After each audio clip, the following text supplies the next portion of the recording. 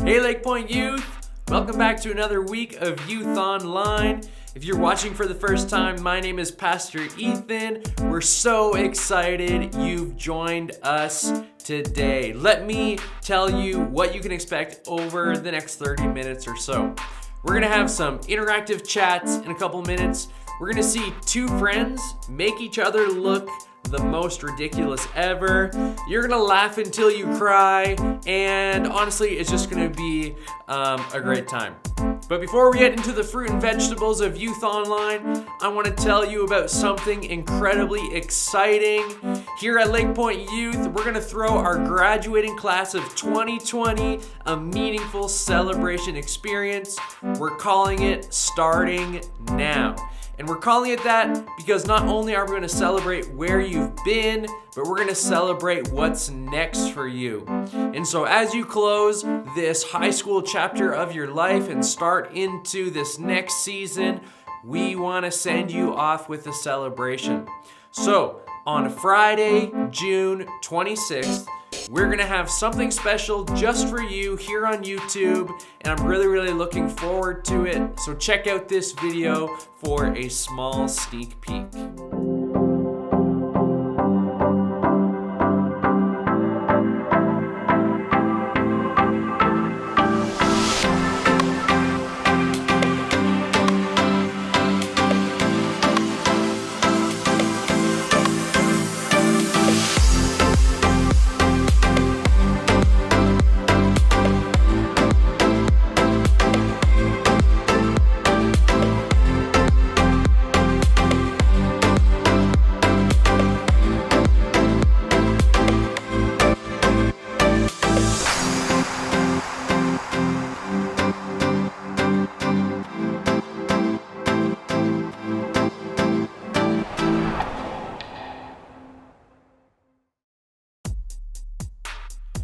So stay tuned to Facebook and Instagram and here in our weekly Youth Online video on YouTube as we roll out with more important details. And speaking of celebrating, we have two extremely famous youth leaders who have just signed a huge film deal. They're working on a full season of a hilarious talk show, and I have no doubt in my mind that it will take over the late night show with Jimmy Fallon and Good Mythical Morning. So just without spoiling the excitement, let me just introduce to you the Greg and Riley Show.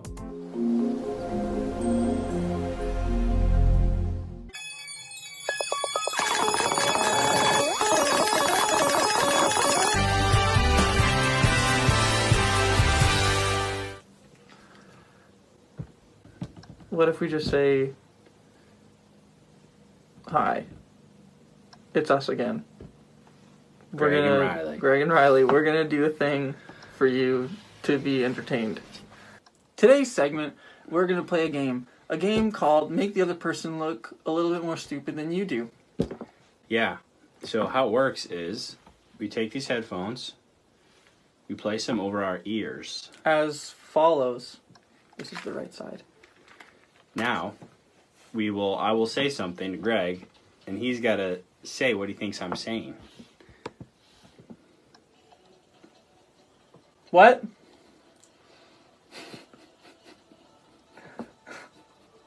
Have we started the game? No, it's just practice. See? That's how it works. Let's play the game. Riley, all right. You teach me how to say things. All right, so here we go. Number 1. Ethan is male. Have we started? Okay. Ethan is male. Nathan Spares. Ethan is male. Nathan likes bears. Ethan is male. male. Ethan is Ah!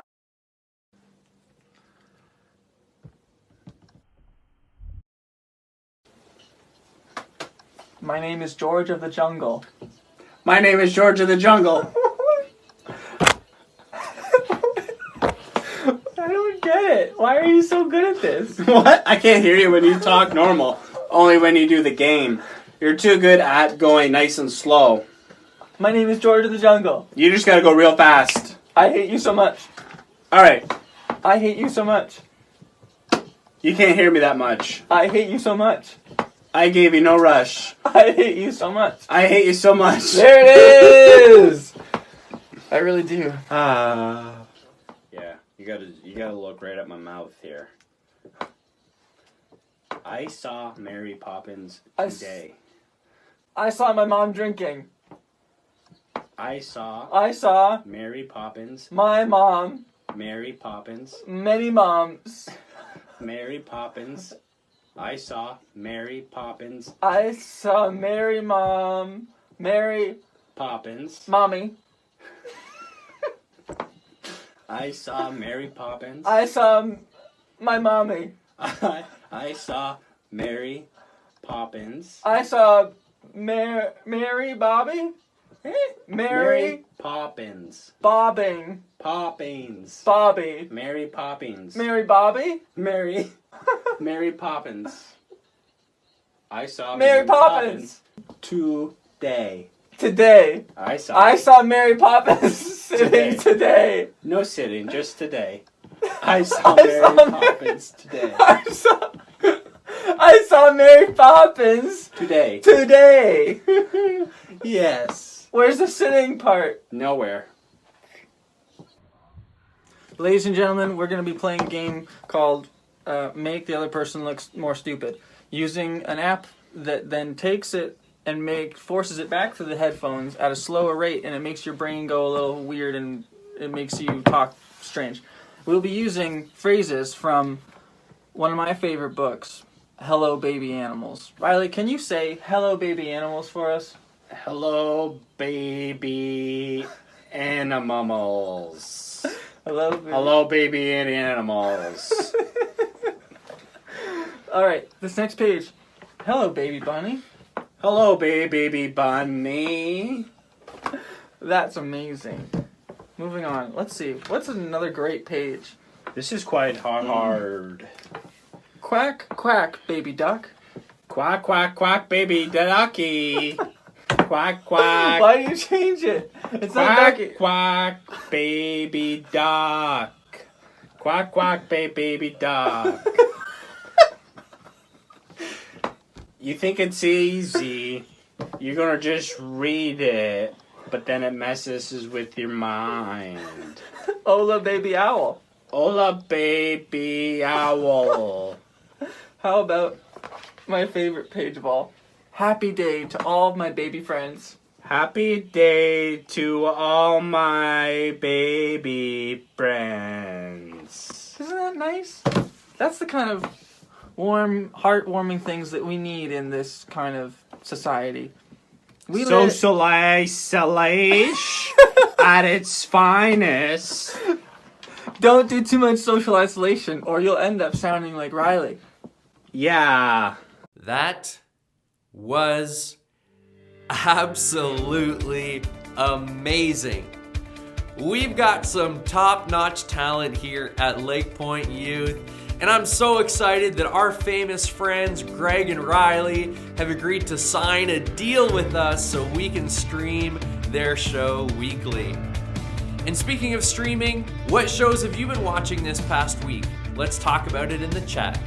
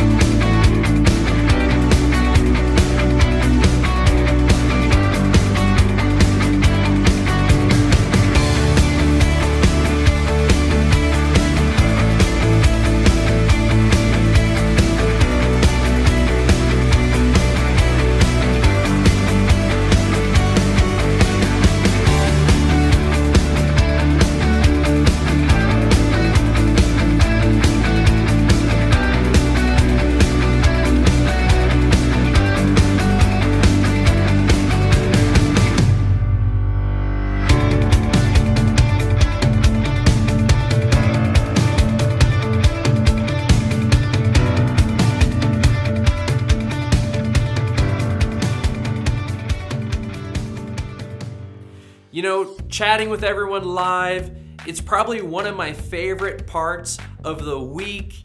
And so as we dive into our teaching series, keep those conversations going. We are in week 3 of a series called What to Do When You Don't Know What to Do. So let's dig in, check out this series video. So, when you don't know how to do something, how to fix something, or how something works, what do? Ask a teacher? Ask your parents? Ask your friends? Ask someone you really know and trust? No! You go to the internet and ask some randos. But I'm not talking about creeps here, I hope. No, I mean the people of the internet! You know, those people who make how-to videos. Because chances are, if you're trying to figure out something, someone on the internet has already figured it out for you. Things like, how do I unsend a text? No. How do I do a winged eyeliner? How do I get rid of the zit by Friday night? How do I get out of gym class? How do I screen cap Snapchat without getting caught? They'll never know. But then there are things in life that don't have an easy fix, that don't have a simple solution, that don't have a how-to video. Things like what to do when you have problems with family, or when it seems like you have no control in your life, or what to do when someone has done something to you. I mean, clearly, they gotta go. The truth is, there's a lot of life that doesn't have a solution you can just find online. So how do you know what to do when you don't know what to do?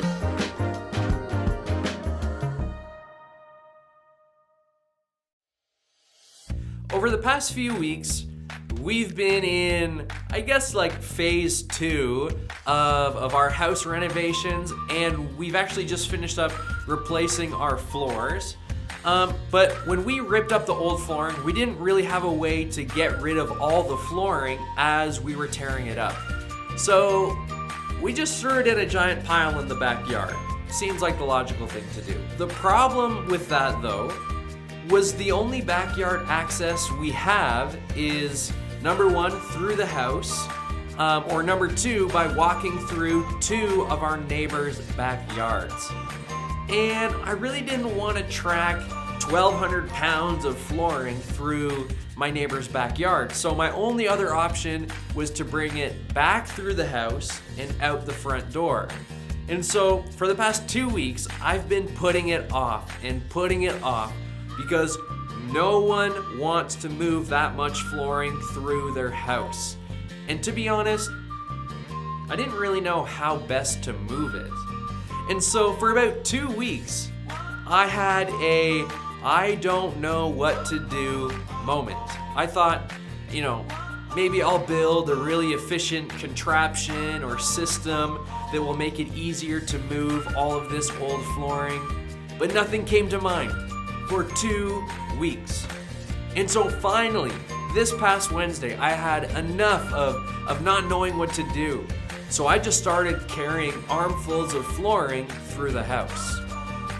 Actually, I kind of have to give my wife, Michaela, credit. She just said, Ethan, I've had enough of this massive pile of flooring, carry it out of the house. So there still is a massive pile of flooring in the backyard, but at least I was able to get a start at moving it. This week, we're gonna learn that when you don't know what to do the next right thing. For me, that thing was just biting the bullet and coming to the realization that the only way I was going to get this flooring cleaned up was carrying it back through the house. So let's find out today how the main character in our story, Joseph, chose to do the next right thing. Not long ago, I was at the grocery store. I was just there to pick up a few essential items. And about halfway to my car, I noticed a $20 bill on the ground. Now feel free to judge me all you want, but these are some of the thoughts that were running through my mind. Just ignore it and leave it, because whoever dropped it is gonna come back and look for it. Take it. It is your lucky day and God gave you a special $20 bill from heaven. It's the parking lot. It's not like somebody dropped it by the register. If it were that big of a deal, they wouldn't have dropped it to begin with. You need to take this inside and give it to a manager because someone's gonna come looking for it. $20 bills is a lot of money, but it's not like someone dropped a stack of cash or their wallet. Who cares if you take it? Y'all, I had all the thoughts. Plus, I was in a rush. So with all of these options, the question that was blaring in my mind was, what is the right thing to do? What a dilemma. I mean, what would you do in this situation? Now, some of you would confidently say, I would take it to the manager. That's the right thing to do. And others of you would say, take the money. It's not a big deal. Finders keepers. Now, sometimes knowing the right thing to do, it just isn't simple in the moment. Ultimately, I decided to take the money to the customer service desk. But at that time, I just didn't know what to do. That's what we're talking about in this series. What to do when you don't know what to do. Now, today, we're going to look at the dilemma of what to do when you don't know what is right and what is wrong. It seems like doing the right thing should be clear and obvious, right? But we all know that isn't always the case. I mean, there's a reason why doing the right thing can be so difficult. Sometimes the right thing isn't obvious. It's like me standing in the parking lot, staring at a $20 bill, wondering if I took it, would it be like receiving a gift from God, or would it be like stealing? I mean, sometimes right or wrong isn't that clear. We see this play out all the time. Like if you're dating somebody, but you're texting somebody else a lot, and you're like, well, I'm not cheating on anyone, we're just texting, it's not wrong, right? Or is it? Or if you have a friend who's doing something that really bothers you and you don't know if you should talk to them about it or not, and you're wondering, if I confront them, am I just gonna look like a total jerk? I mean, is this my issue? Is this their issue? Should I just get over it? Now, in both examples, you feel the same thing. The right thing isn't always obvious. And doing the right thing can also be difficult because sometimes the right thing costs us something. When I decided to return the $20 bill to customer service, I knew it would cost me something. For one, time, because I had to go all the way back in the store and have a conversation. But it also cost me the $20 that could have been mine. You know what it feels like when the right thing to do costs you something. Maybe you know the right thing is to be honest with your parents, but if you're honest with them, you're probably gonna get grounded. Maybe for the rest of your life. You know the right thing isn't to go to that party, but if you don't go, you're gonna miss out, and y'all, the FOMO is real. You know that the right thing isn't to be in that relationship, but if you break up, you're gonna be single and alone. And sometimes doing the right thing costs you something. Sometimes the right thing is just no fun.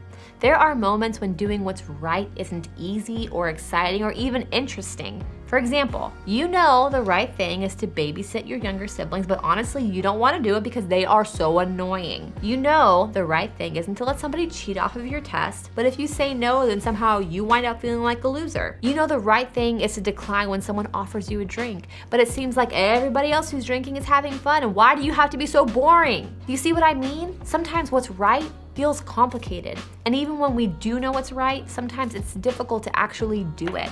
So with that in mind, let's pick back up with the story of Joseph. Now, for the past 2 weeks, we have been on a wild journey with a boy who was sold into slavery by his own brothers.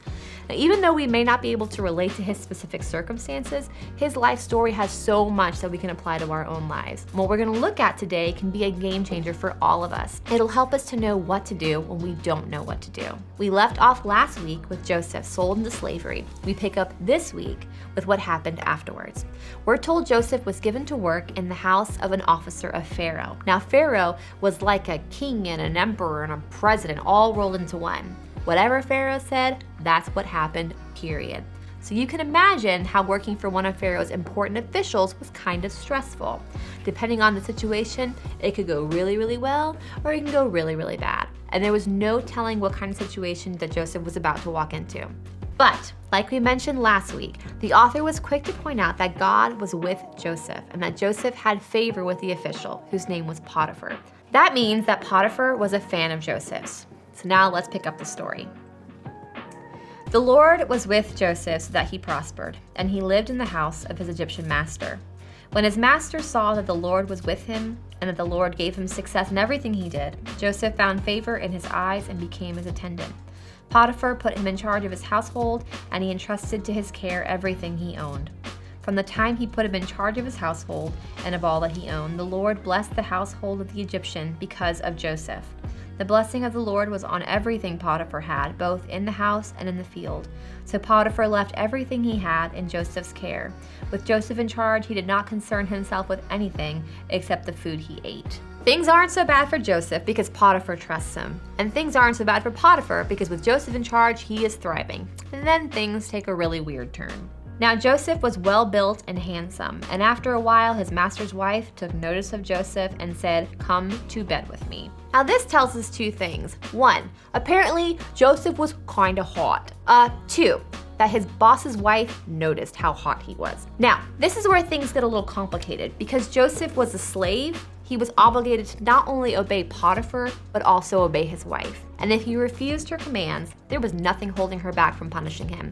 I mean, it could cost him his status as a slave in their household, which was a much better household than the others, or it could even cost him his life. But if he did what she asked, that would create a whole other set of problems. I mean, she was married to his boss. Both options came with problems. It wasn't easy and it wasn't clear. There was no obvious answer.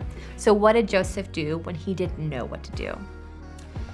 But he refused. With me in charge, he told her, my master does not concern himself with anything in the house. Everything he owns he has entrusted to my care. No one is greater in this house than I am. My master has withheld nothing from me except you, because you are his wife. How then could I do such a wicked thing and sin against God? And though she spoke to Joseph day after day, he refused to go to bed with her or even be with her. Basically, out of respect for Potiphar and out of an even bigger respect for God, Joseph simply did the next right thing. He didn't make a decision based on the consequences he might face because of his decision, like losing his job or even his life. He made a decision based on what was right. And what was right was turning down Potiphar's wife. It was complicated, it was challenging, but it was the right thing to do. And the thing is, it wasn't exactly like his life was perfect as a result of making the right choice. In fact, things got worse. I mean, Potiphar's wife falsely accused Joseph of rape. Potiphar believed his wife and had Joseph thrown into prison. It's not exactly the happy ending you're hoping for when you do the right thing, but Joseph didn't make his decision based on what it might mean for him. He did what was right, regardless of the outcome. Now, the outcome for Joseph in the situation wasn't great, but there's a word I want you to know that changes everything when it comes to the whole doing what's right dilemma, and that word is integrity. Maybe you've heard this word before. Integrity means doing what's right regardless of the outcome. It means choosing what's right no matter what. Sometimes doing the right thing will get you an applause, and sometimes it won't. Sometimes doing the right thing will cost you something, and sometimes it won't. Sometimes doing the right thing will be empowering, and sometimes it won't. We don't always know how choosing to do the right thing will play out, but having integrity in our decision making leaves room for fewer regrets long term. Chances are we are never going to find ourselves in the kind of situation that Joseph was in. But we will probably all find ourselves at a crossroads at some point where we will have to decide what to do without knowing how it's going to play out. It could go better than we thought, it could go worse than we thought. But when we make our decisions with integrity, based off of what is right and not off of what the outcome will be, we are living lives we can be proud of. So here's one thing we can remember. When you don't know what to do, do the next right thing. So try this. First, think of one situation where you feel stuck at a crossroads. What decision or choice causes you to feel stressed or anxious? So think about that, and then second, figure out what is the next right thing for you. Here's the deal. We all sit here in church and decide we're gonna do the next right thing, and then we leave and find ourselves in the situation to do it, and we don't.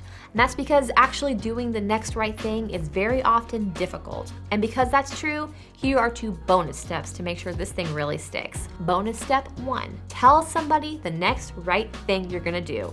And bonus step 2, invite them to ask you this week if you did it. That's how we live lives of integrity, knowing the next right thing and then doing the next right thing, and inviting someone else to come alongside us. Doing the next right thing doesn't have to be the sad, lonely venture, so invite someone into your story. There is strength that shows up when you allow someone to show up with you. And there is nothing about Joseph's decision that was easy, and there's nothing about the outcome that was good.